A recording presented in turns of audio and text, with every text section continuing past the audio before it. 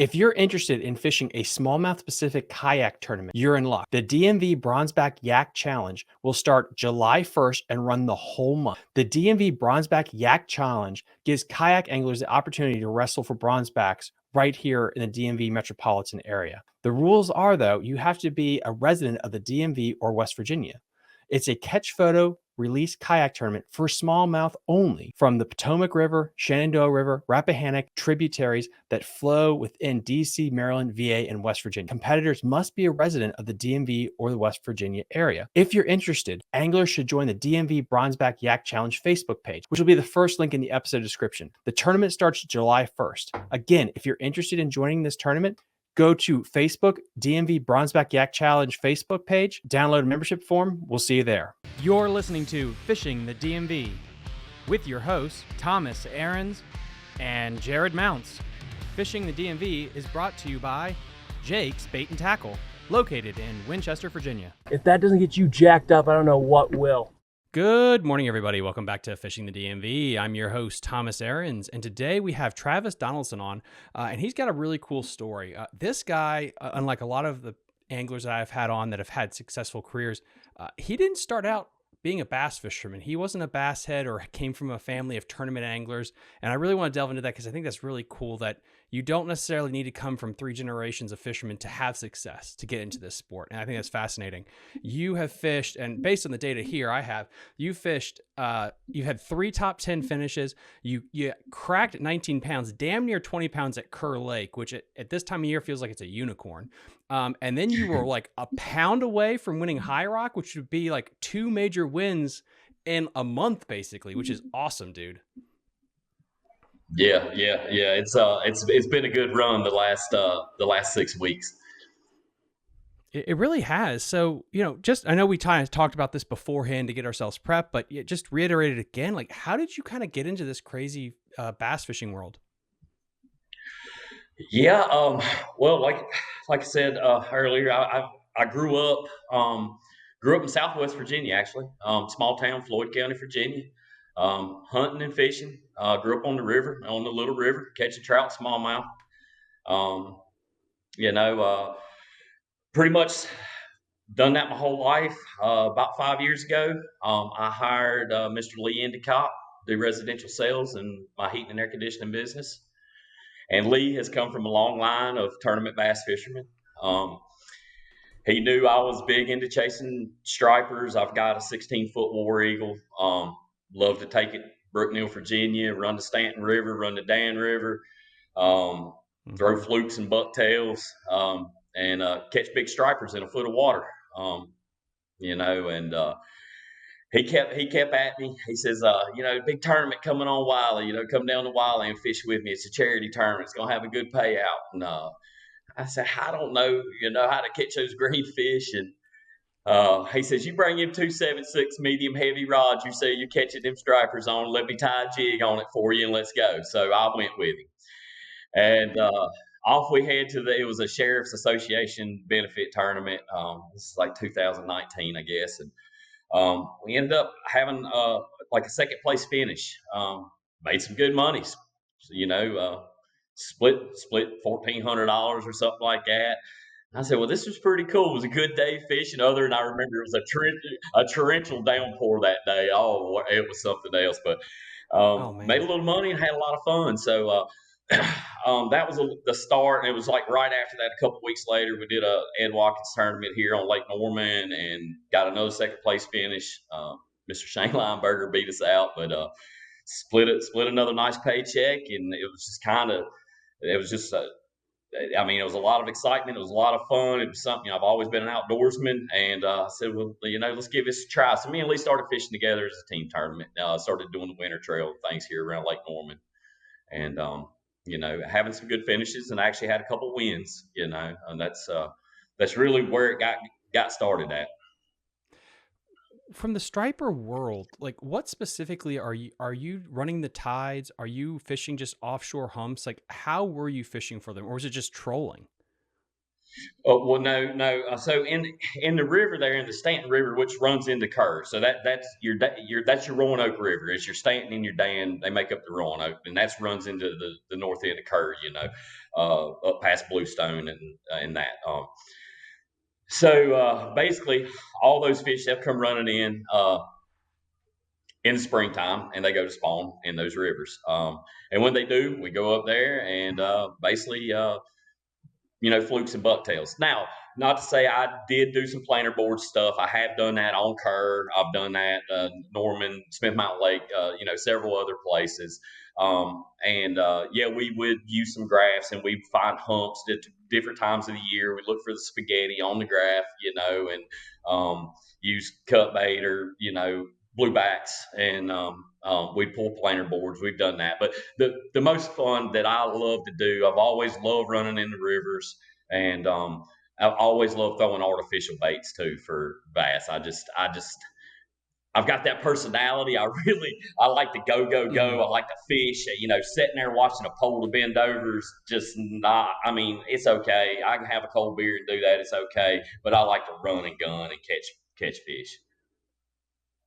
And that's really like where kind of bass fishing probably is going to be, just it's hand in hand with that style. And then you had this moment that I want you to talk about. When did you decide? And that was such a great story, by the way, that you told earlier. So I need you to tell it again. When you said, like, screw it, I want a boat. I don't want to be a co-angler anymore. Okay, well, so me and Lee, we done the team trail thing. 2020, 2019 going into 2020. Lee said you should go do the co-angler. You'll learn a lot. You'll get in some other, some guys' boats. You'll learn a lot more about this. So I did. I decided to fish the ABA Opens, and I did well. I made the top 10. I made the Ray Scott Championship. I fished a BFL on High Rock that year too, as a co. I think I got seventh or eighth place in that event. So I had some success with that. That next year, I went to the Ray Scott and made it to the third day. And the boater I drew had just made some horrible decisions. The wind, I mean, that particular spring, it had rained. Oh, it had rained a foot.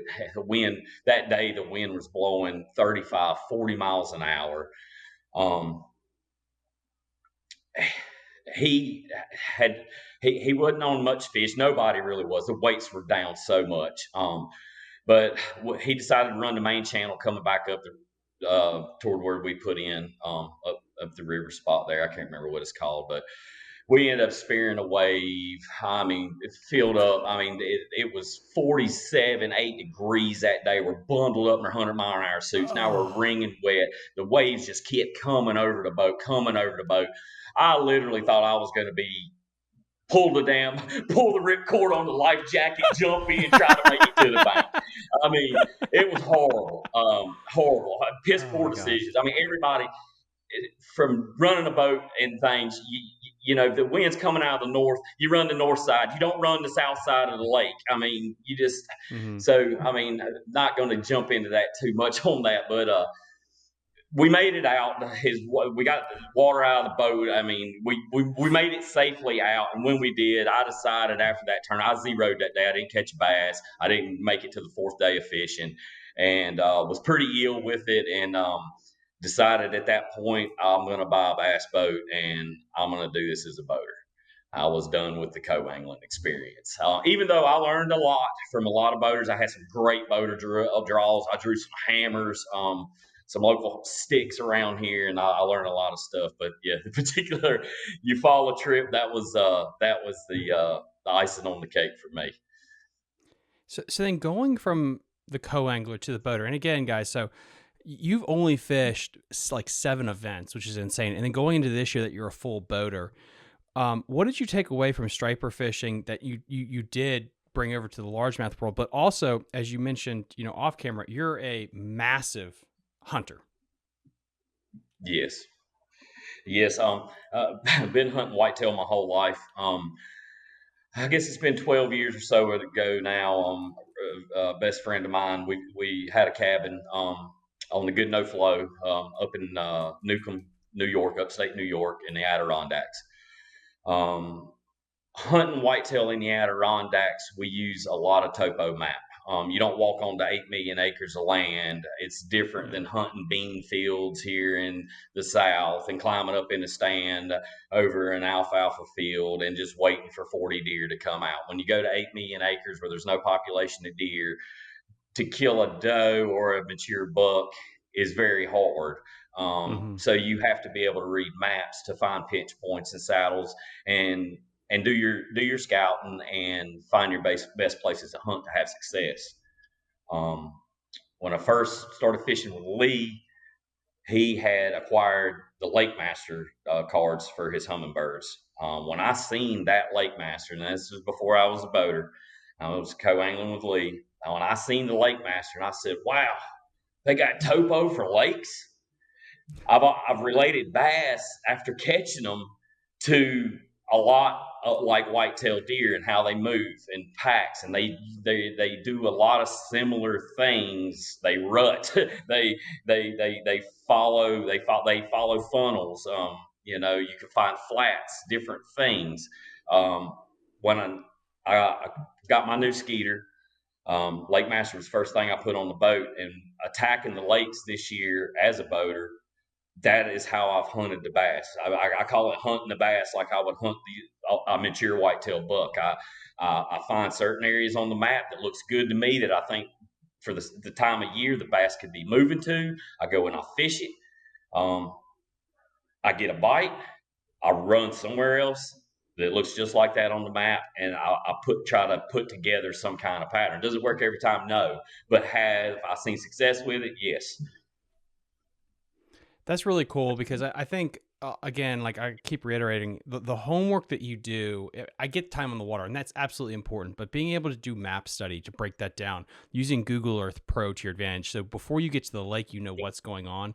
It's a skill, and I really don't think enough anglers actually do it. Enough anglers actually spend an hour or two at home just looking at the map and being comfortable with a new body of water. It is so freaking important. Yeah, I totally agree. Something that and I guess just with the YouTube and the technology we got now, that the Ben Milliken guy, started watching him. He gives so much. I mean, he gives the juice on his shows. I had no idea. I guess you call me old top. I'm getting in my 40s now. I had no idea about this Google Pro. And you get on this Google Pro, you can kick back the years on these lakes, and you can catch when the damn waters drew down. And you can find brush piles and rock piles when the lake was down 15 foot, and then you go out and take your side imaging or your mega down or whatever you got, and you go in those areas, you can find them pretty dang quick. And then what, so yeah, I think using mapping and the technology we've got, I mean, along with the live scope and all that, that's a whole nother ordeal. But the topo and being able to find structure by just using computer technology, I mean, use it. It's there. Use it, absolutely. And then so I really just kind of want to work. I guess we'll work backwards, and we'll start with your recent tournament, which was on High Rock. And the fact is that you cracked a win your first tournament, which is really awesome. So going into High Rock now as a boater, how did you kind of approach that event? Did you do a lot of map study? Were you just fishing history? I mean, where were you going into this event? Well, me and High Rock have a love-hate relationship. So I live in Cleveland. I built my home here. Been in my house now about 6 years. I bought some land up this way and kind of got out of the hustle and bustle of Mooresville. My business is still in Mooresville, but I'm not far from High Rock. I'm 30 minutes from High Rock. I'm 30 minutes from Lake Norman. I'm an hour from Wiley. I'm 45 minutes from Lake Hickory. I mean, I'm a hop skip from all these Great Lakes. High Rock is a lake that I've fished lots close here to the house. High Rock has got them. It's got good ones. And I know the lake fairly well. Like I said, it's been a love-hate. I've had some opportunity at some other tournaments that I should have done very well in, if not won. I've lost some fish on that pond. It's broke my heart. So coming into this tournament, I put some time in for practice on Thursday, which this is crazy, and I'll jump off on another tangent. So Go for it. I had a tooth problem, and Oh, wow. I've never had teeth problem. 41 years old, I've never had a problem at all with my teeth. Never lost a tooth, never had a cavity. Well, a couple of weeks ago, I had a tooth problem. Well, it's a couple months ago, whatever. They ended up giving me a mouth guard, and they said, "Oh, you got a cracked tooth, you grit your teeth tonight, whatever, blah blah." So I bought this expensive mouth guard. We put it in.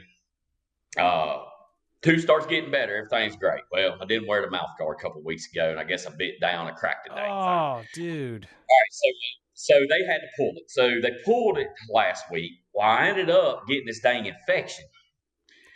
Oh, my God. All right, so they had me on antibiotics, whatever. It wouldn't go away. So this past Tuesday comes, and after dinner on Tuesday, I'm in so much pain. I look at the wife and I said, "We got to go to the emergency room." So we go to the emergency room. We don't get out of the emergency room till Wednesday at 5 a.m. They had to put some IV antibiotics in me. They said I got a bad infection, but it wasn't bad enough for surgery. Thank goodness. We were good. So Wednesday, I feel like crap. I'm laying around all day. Thursday, I dragged my butt on the high rock. I prepaid dying to fish the BFL. I prepaid for it. I dragged my butt out there at lunchtime, basically to look at watercolors, water temps, and ride around. I got about 4 hours in on Thursday. I rode some areas. I looked, seen some water colors I liked. I liked Flat Swamp a lot.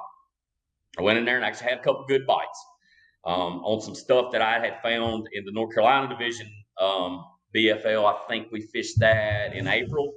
Only had 2 fish. That tournament kicked me in the butt. But I had found some stuff that I really liked, and I went and checked it, and I caught a couple good fish on it. So Thursday I went and looked at it. I liked it.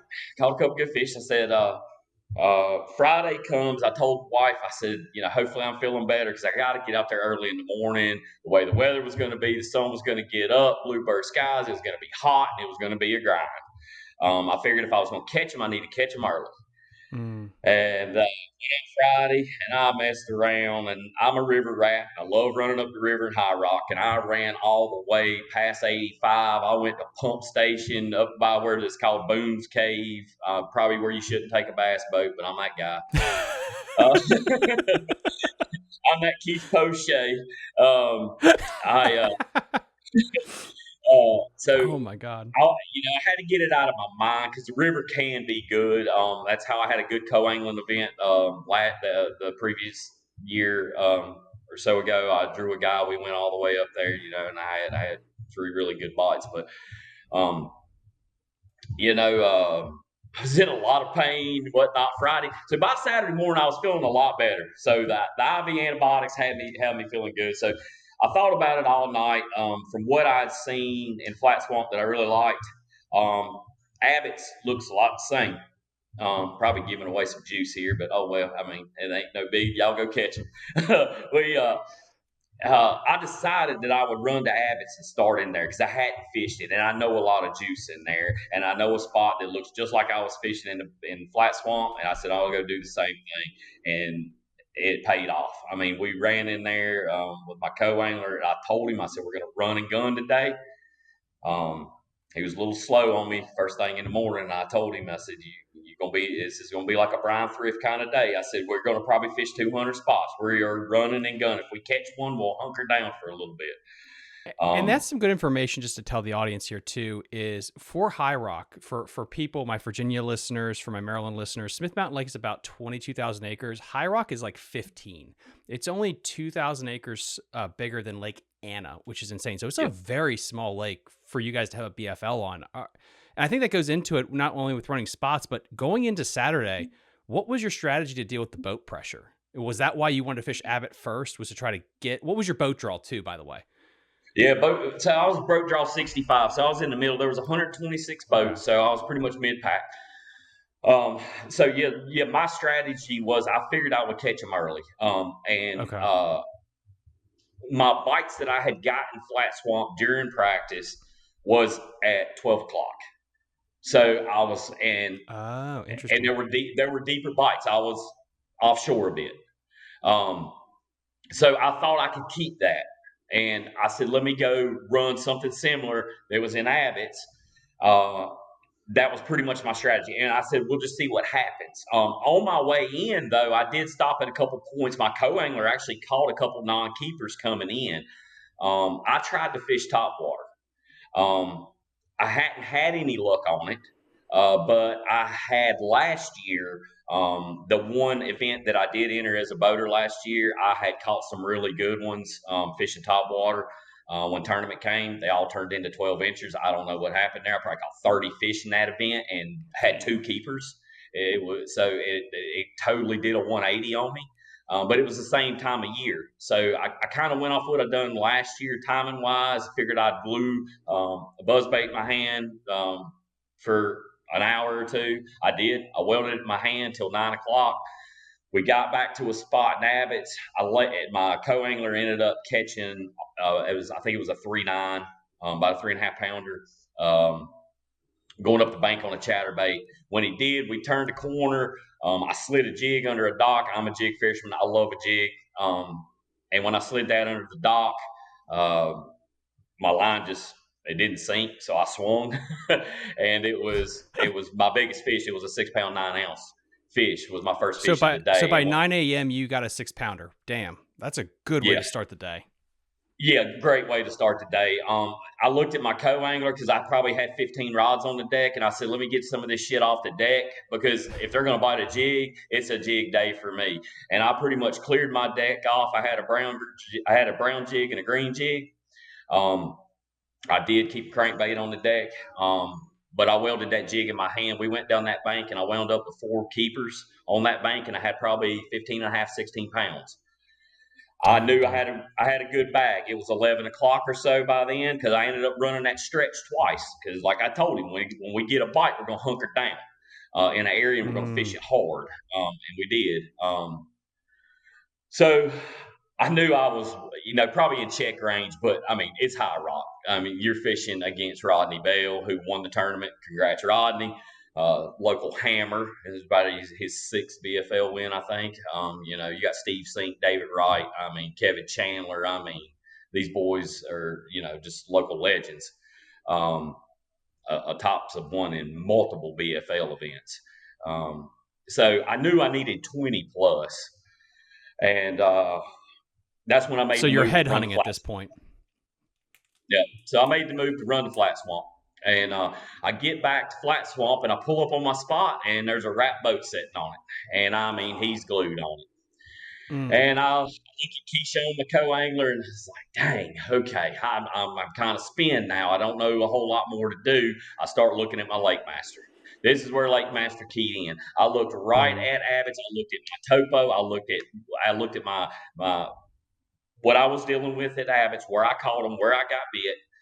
And I matched it up in Flat Swamp, and we ended up getting, I think I caught like a couple non-keeper bites, and I ran up a little bit. Then I came back to that spot hoping he was gone. He was gone, but he was across on the other point, and I pulled up on another little section of docks, and I didn't get a bite. He seen me heading toward that spot, so he ran back over to jump back on it.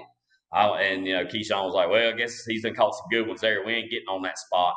And I said, you know what, Keyshawn? I said, if you're looking at this map right here, I said, there's no reason they're not on this bend across from on these docks. And we pulled over to that one dock, and I slid a jig under a black floating dock.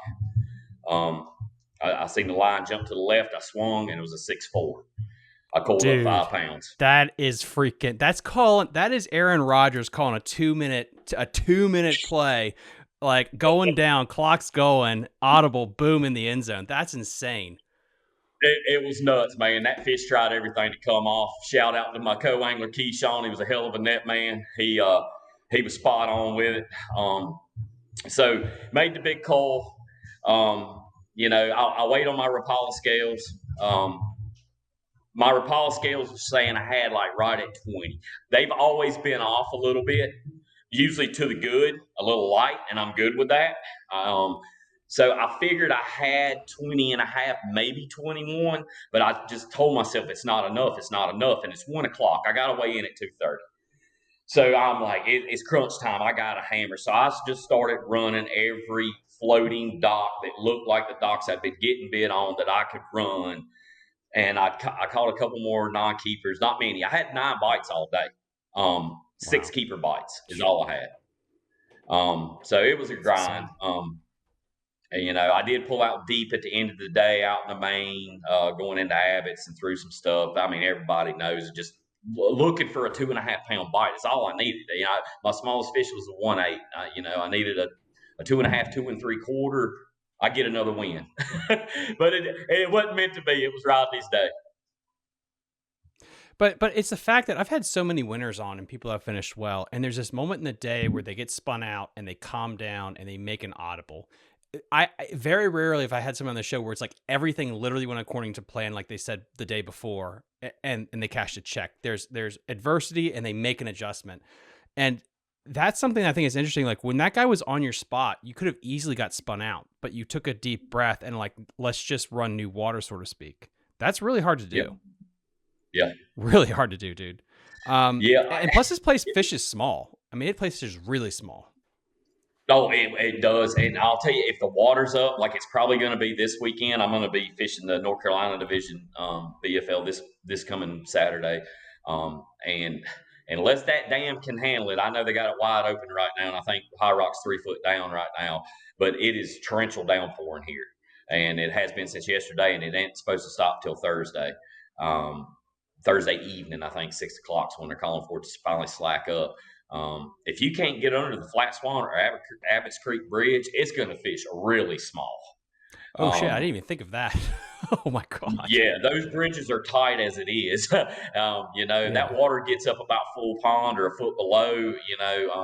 It'll fish really small. So, hoping that don't happen. I don't really know my game plan yet. I kind of feel like I'll run some similar stuff, especially if I can get back to where I was fishing. I don't know. But I mean, the lake changes all the time. It's been a funky spring. It really has, especially, it has like Potomac River, Smith Mountain Lake, Kerr. Everything's been behind this year. It's been really wonky. Yeah. It's like the weather's been the same since October. It's just been mild. It's been mild. It's not been hot. It's not been cold. It's just been mild. Yeah, and I wonder if that's the issue where if like examples like Smith, like it's taking them a while to get into their summertime habits and push out. And you wonder if it is because of the weather, and that's why it's been so hard for them to transition lately. Possibly. Now, going into your other event that you had, your first win, Kerr Lake is a pain in the ass. It has a ton of fish. It's got about 100,000 that are about 12 inches long, and then it's got a couple of unicorns in it. And it is massive compared to, I think you can fit High Rock in Nutbush, I think, just to give kind of guys like an idea of the size of this thing. It's insanely you're exactly big. right. So but you have fished striper tournaments. So was this your first time seeing Kerr, or was this just your first time fishing it as a boater? Oh, no. That actually was my first, well, not first time as a boater, really. So they do what's called the Angler's Choice tournaments on Kerr. It's team trail, and this will be the second year I've been fishing those. I have fished as a boater on Kerr and some other local stuff. That lake is a giant compared to High Rock, like you said. High Rock's the size of Nutbush. Always been a river rat. Like I said, running the Stanton or the Roanoke River that runs up there. I usually have stayed in Bluestone and Grassy Creek when I go fish Kerr. I've got some areas up there. I've caught a lot of fish. I love flipping them out of the bush, especially when the water's up. The water's been up this year. I was glued before the BFL event on Kerr. They had the 2-day Anglers Choice tournament the weekend or 2 weekends prior. The water was up, 302, 303, perfect. Let's go get in the bushes. Let's go flip. And that's my thing. I love flipping. I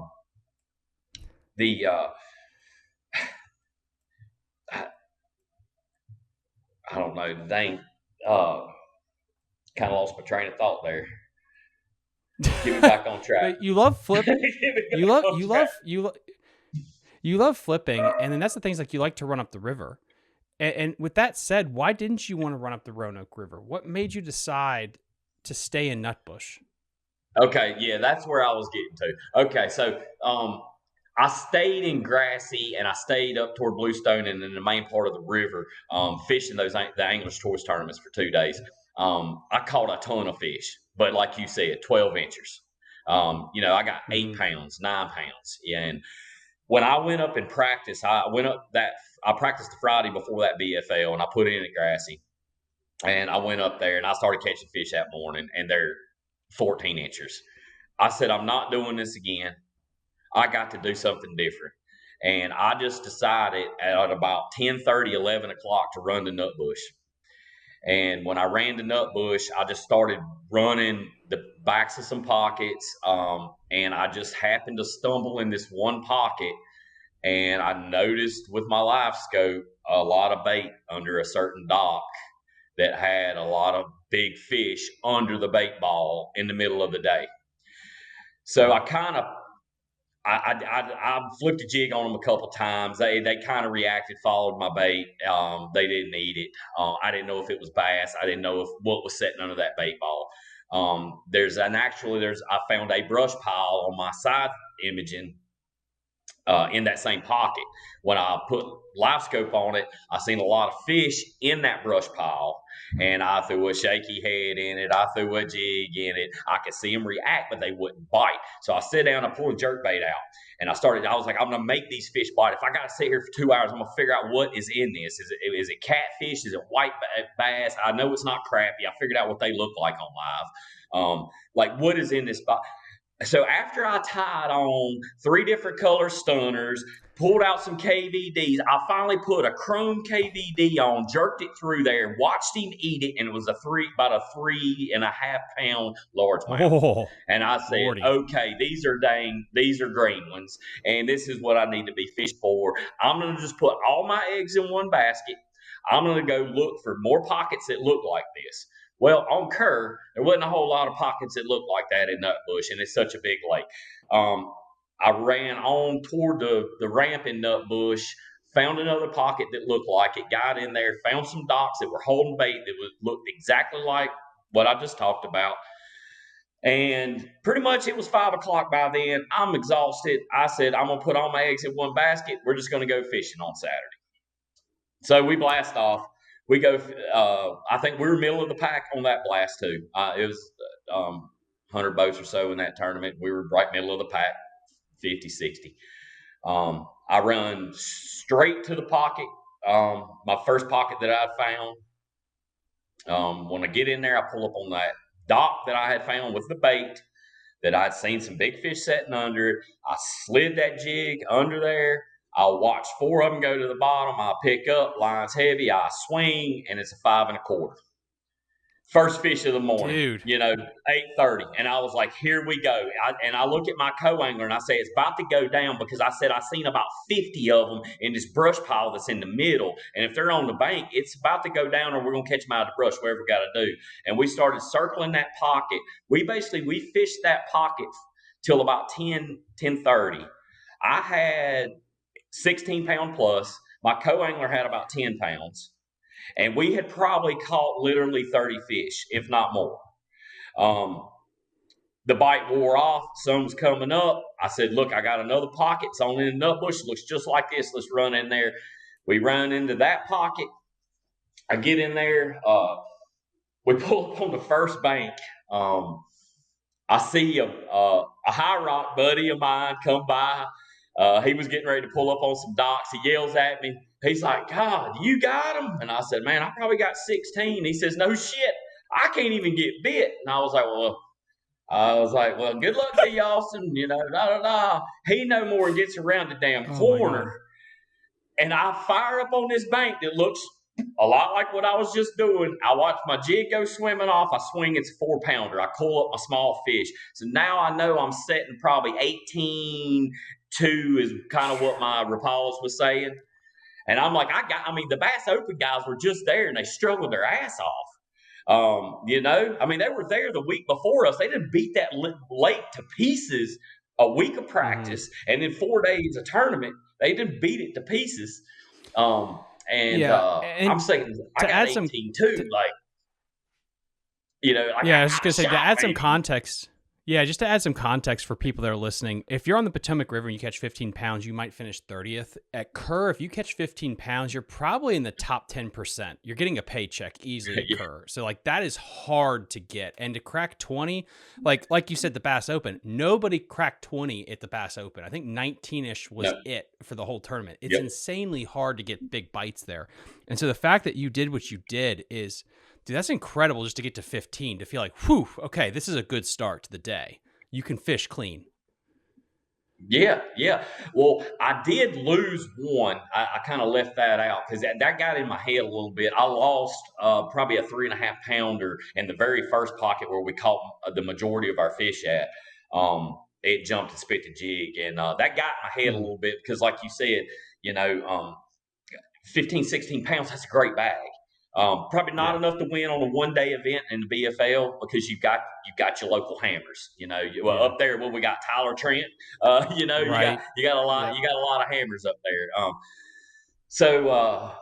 That got in my head a little bit, but I shook it off. And like I said, we got in that next pocket, and after I also went around the corner there, and that jig swam off. I caught that 4 pounder, made that call. I knew I was over 18 pounds on my Rapala scale.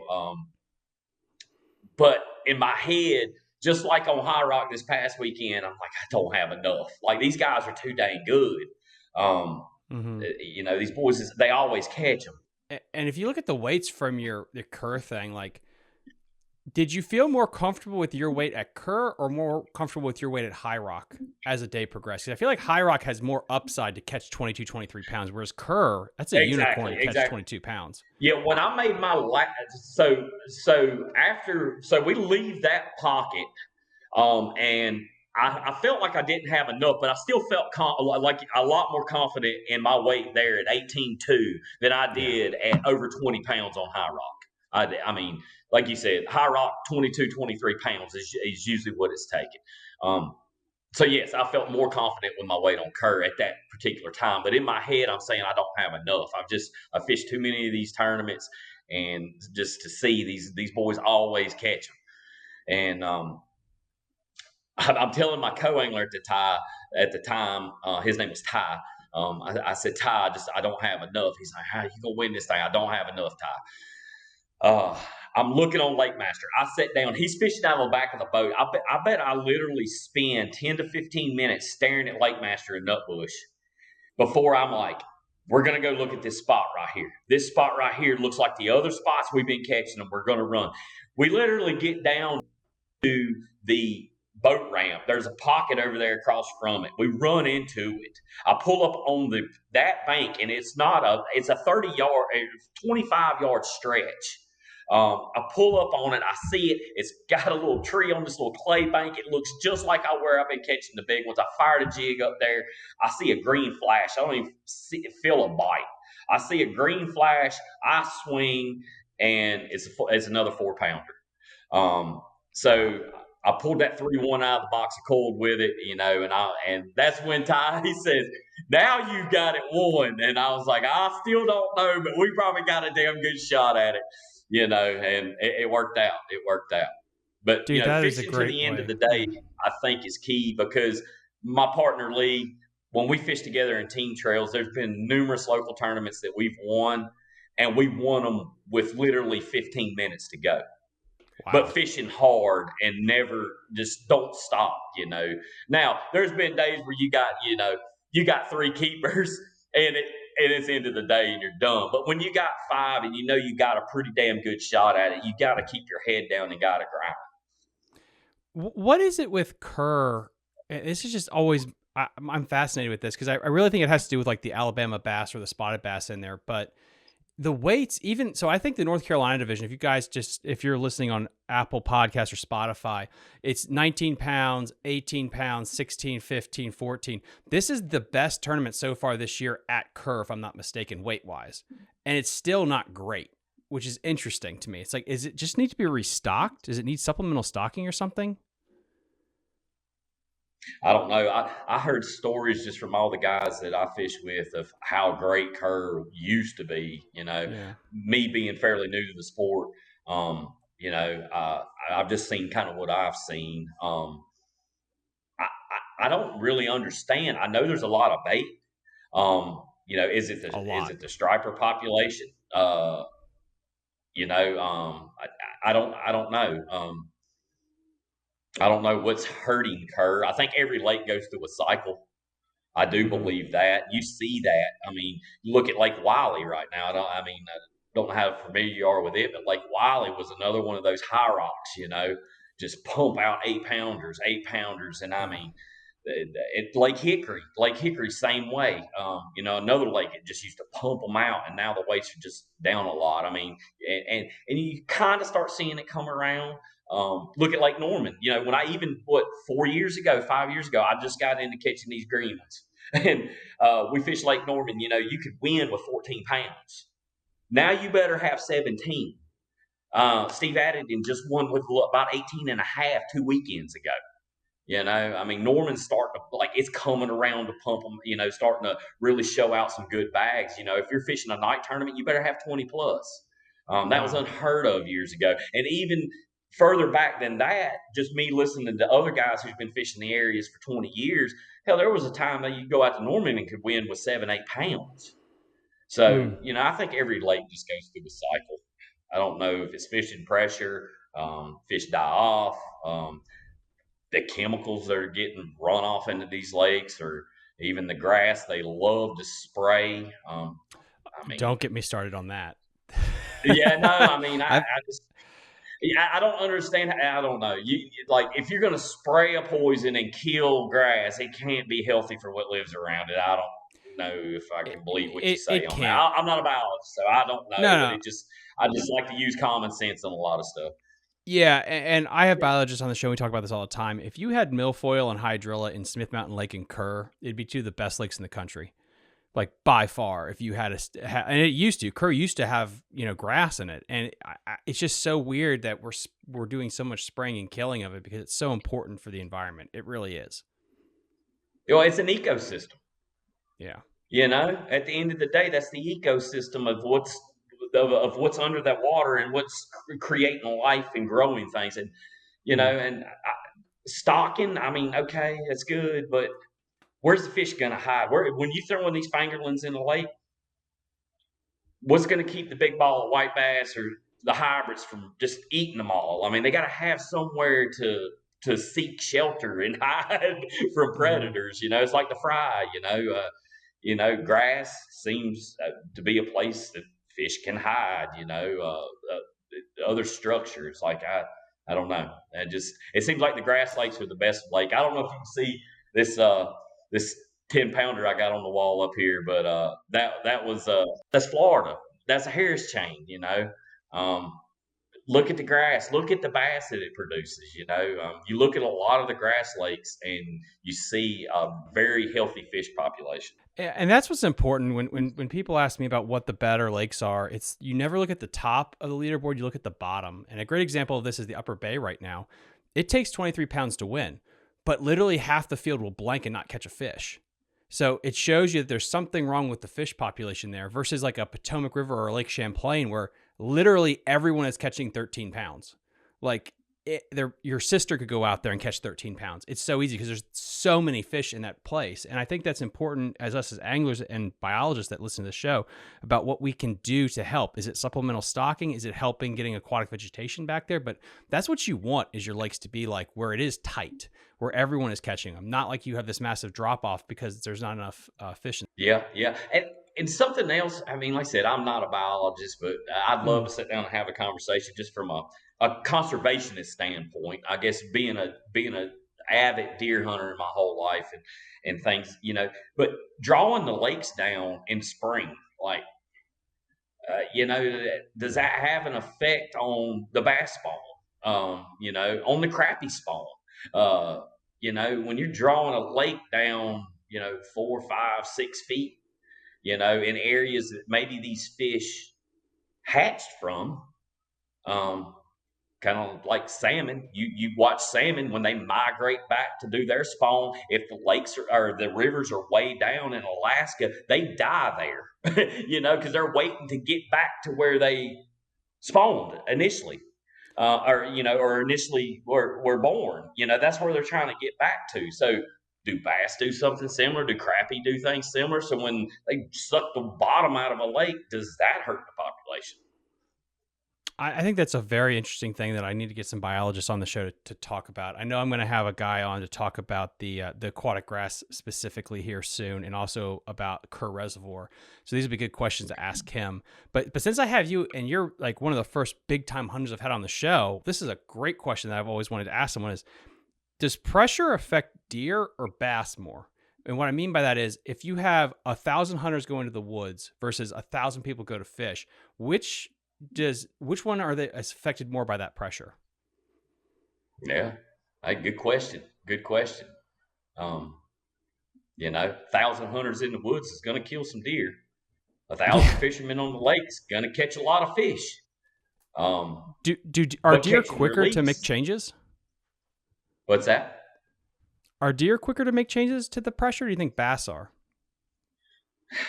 See, I would know that question. That's a good question. That's a great question.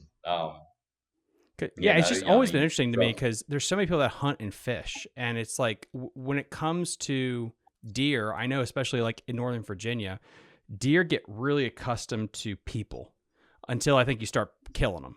They're used to living in suburbia, things like that, and they're not skittish. However, if you go out into the country where you don't have a lot of people, those things are super wary of humans.